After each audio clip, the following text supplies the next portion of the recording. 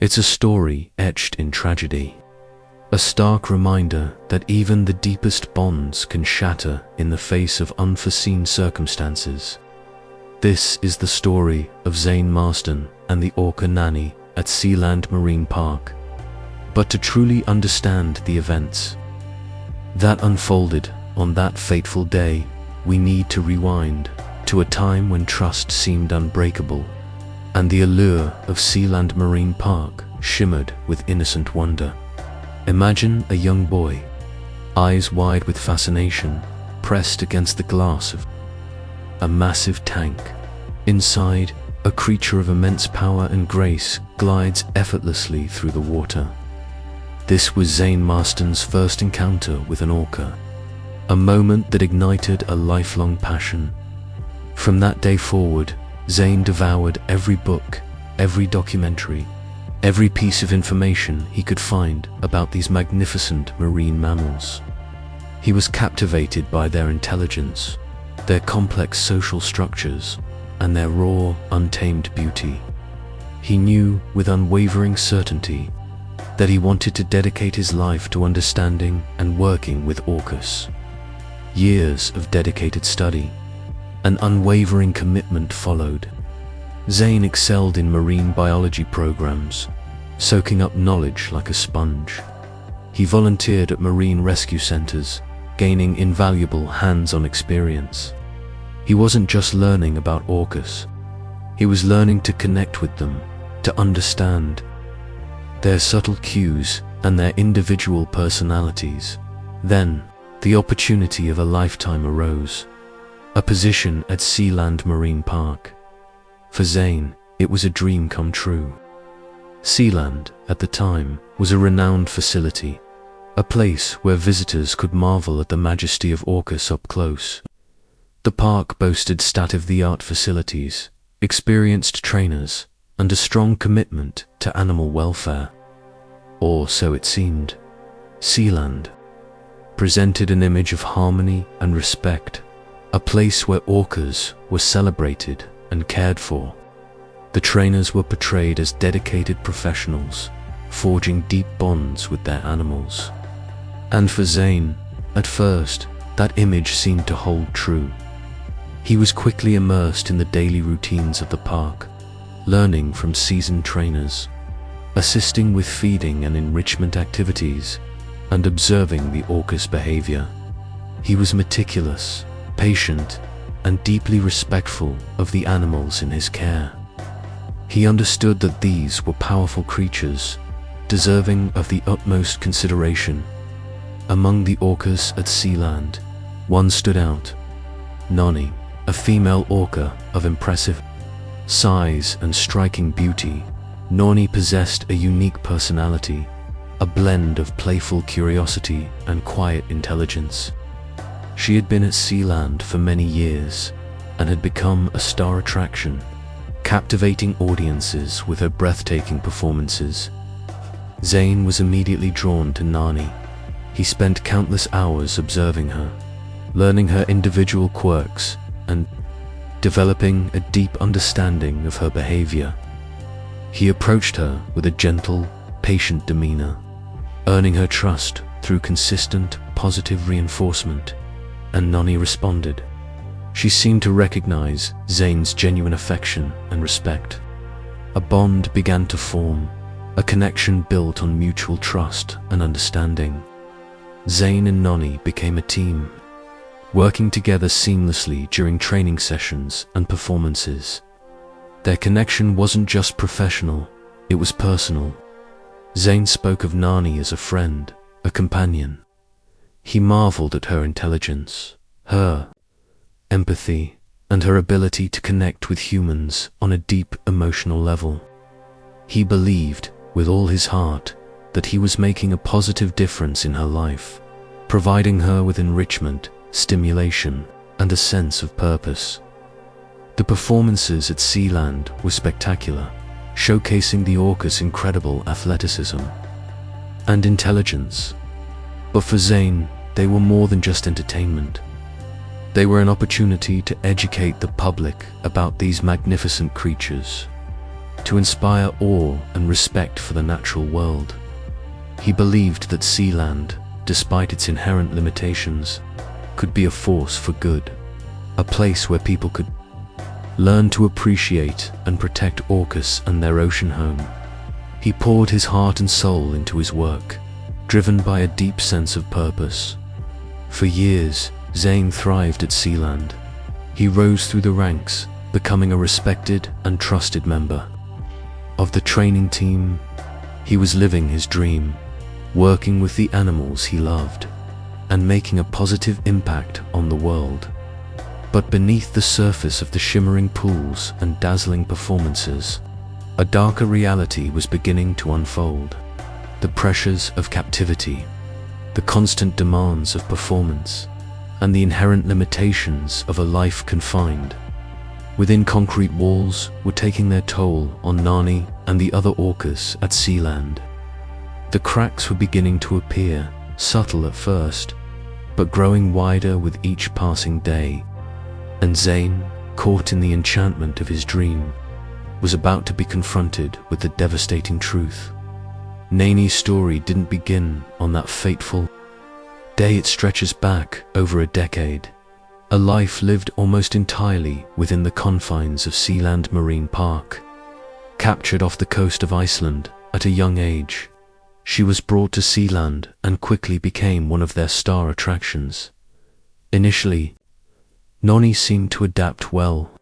She was intelligent, eager to learn, and possessed a natural showmanship that captivated audiences. Her trainers, including Zane, spoke of her quick wit and the unusual ease with which she picked up new routines.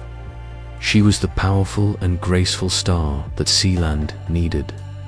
But beneath the surface, the relentless routine, the unnatural environment, and the absence of her family was slowly chipping away at her spirit. The early years were marked by success. Nani learned complex routines, responded to commands with precision, and formed seemingly strong bonds with her trainers. But even then, subtle signs hinted at an underlying unease. Older trainers, who had worked with orcas for decades, whispered about moments of unpredictability. Fleeting instances where Nani would deviate from her training, showing a flash of what they called wildness. As Nani matured, these incidents became more frequent. The training staff, though largely dedicated to their jobs, found themselves increasingly challenged. The close-knit relationship she once enjoyed began to show some strain. Zane, ever the optimist, attributed these behavioral shifts to simple boredom or the need for more stimulating routines. He pushed for changes, advocating for more diverse training exercises and increased playtime. But the underlying issue remained: captivity. Nani was a highly intelligent, social animal, confined to an artificial environment, deprived of the vast ocean and the complex social structure of her pod. The small enclosure, compared to the hundreds of miles orcas swim daily, could not possibly fulfill her natural needs. The constant noise of the crowds, the repetitive nature of the performances, the artificial lighting, all contributed to a mounting sense of stress and frustration. Veterinarians at the park started noticing increased levels of cortisol, a stress hormone, in Nani's blood samples. They recommended changes to her diet and adjustments to her training schedule. Yet, the core problem persisted. A captive orca is still a wild animal, and no amount of enrichment can fully replicate the natural environment she was born to inhabit. In the months leading up to the tragedy, the signs became increasingly difficult to ignore. Nani began exhibiting erratic behaviors during training sessions. She would ignore commands, refuse to perform certain routines, and even display subtle acts of aggression towards her trainers. These weren't overt attacks, but rather small gestures of defiance. A tail slap that sent water splashing over the trainers. a refusal to come when called, a prolonged period of staring off into the distance, seemingly lost in thought. Some of the newer trainers voiced their concerns, expressing their discomfort with Nani's unpredictable mood swings. They spoke of a growing sense of unease, a feeling that something was not right. However, their concerns were often dismissed as inexperience or a lack of understanding of orca behavior. Zane, who had worked with Nani for so many years, remained steadfast in his belief that their bond was strong enough to overcome these challenges in the days immediately preceding the attack. Nani's demeanor shifted noticeably. She became increasingly withdrawn, spending long periods floating motionless in the pool, her eyes seemingly devoid of their usual spark. She ate less, and her interactions with the other orcas in the park became strained. She often isolated herself, keeping to the far side of the pool, away from the others. On the morning of the attack, the atmosphere around Nani was palpably different. The air hung heavy with a sense of foreboding. Her movements were sluggish, her responses delayed. As Zane approached her for the start of the morning training session, he noticed a strange intensity in her eyes, a coldness that he had never seen before. There was a flicker of something, almost resentment, that sent a chill down his spine. Despite his unease, Zane pressed on, attributing Nani's behavior to a temporary mood swing. He believed that with patience and understanding, he could coax her back to her usual self. He began the training session with simple commands, gentle gestures, and soothing words. But Nani remained unresponsive, her eyes fixed on some distant point, her body tense and coiled. Zane, ever perceptive, sensed a shift in Nani's energy. The connection that had once been so strong, so reliable, now felt fragile, almost non-existent. He paused the training session, attempting to re-establish that bond, to bridge the gap that had suddenly widened between them. He reached out to touch her, a gesture of reassurance, a sign of affection. But as his hand approached her, Nani flinched, a subtle movement that spoke volumes. In that instant, Zane realized that something was profoundly wrong. The trust that had been the foundation of their relationship was gone, replaced by something darker, something more dangerous. The years of captivity, the pressure to perform, the deprivation of her natural instincts, had finally reached a breaking point. The cracks beneath the surface had widened into gaping chasms, and the once unbreakable bond between Zane and Nani was about to shatter in the most tragic and irreversible way imaginable. The unthinkable had happened. On March 12, 2018, the vibrant world of Sealand Marine Park was shattered. Zane Marston, a beloved trainer known for his unwavering dedication and deep connection with the orcas, was dead. He wasn't killed by an accident. He was killed by Nani, the very orca he had devoted years to understanding and caring for. The attack was swift and brutal. Witnesses described a scene of utter chaos as Nani, during what appeared to be a routine training session, turned on Zane with shocking ferocity. There was no clear warning, no escalating series of aggressive behaviors that might have alerted the other trainers to the impending danger. One moment, Zane was calmly directing Nani. The next, he was struggling for his life in the orca's powerful grip. The immense size and strength of a 30-foot, several-ton orca are difficult to comprehend. Nani repeatedly submerged Zane, thrashing him violently in the water. The other trainers, paralyzed with disbelief, scrambled to intervene, throwing ropes and attempting to distract the enraged orca. But their efforts were futile. Nani's focus was singular, her power overwhelming. The water, once a playground of synchronized movement and shared trust, became a churning vortex of panic and desperation. By the time they were able to extract Zane from the pool, it was too late. He was rushed to a nearby hospital, but the injuries he sustained were catastrophic. Zane Marsden, the man who had dedicated his life to these magnificent creatures, was pronounced dead shortly after arrival. The immediate aftermath was one of profound grief and shock. Sealand Marine Park, once a symbol of entertainment and wonder, was now a scene of tragedy. The park was immediately closed as authorities launched a full investigation into the incident. The local community, devastated by the loss of a well-respected and beloved figure, struggled to reconcile the gentle image of Zane with the horrifying circumstances of his death. The investigation into the incident was extensive, involving marine biologists, animal behaviorists, and law enforcement officials. Every aspect of Nani's history, her training, her environment, and her interactions with Zane was scrutinized. The focus was to determine the cause of the unprecedented attack. Was it a sudden, inexplicable act of aggression? Or was it the culmination of years of stress, confinement, and the unnatural demands of captivity finally taking its toll? While the precise trigger for Nani's actions remains a subject of debate, many experts point to the inherent psychological and physical stressors of orca captivity.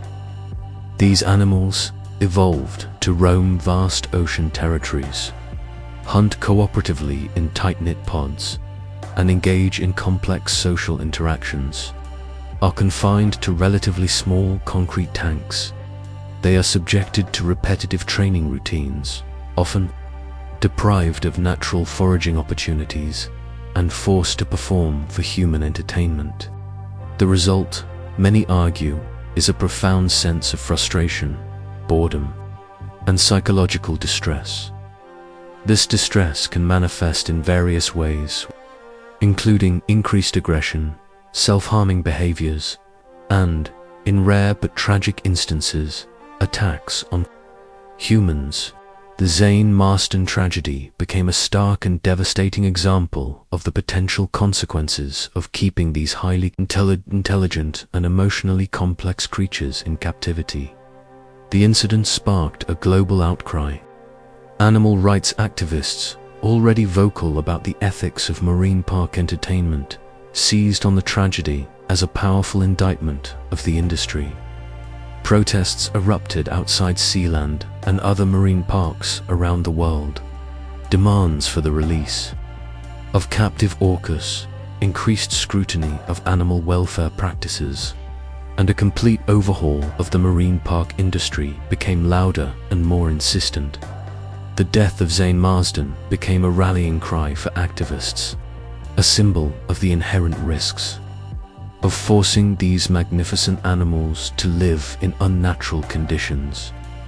Organizations like the Orca Freedom Society and the Animal Welfare Institute intensified their campaigns, using Zane's story to raise awareness and galvanize public support.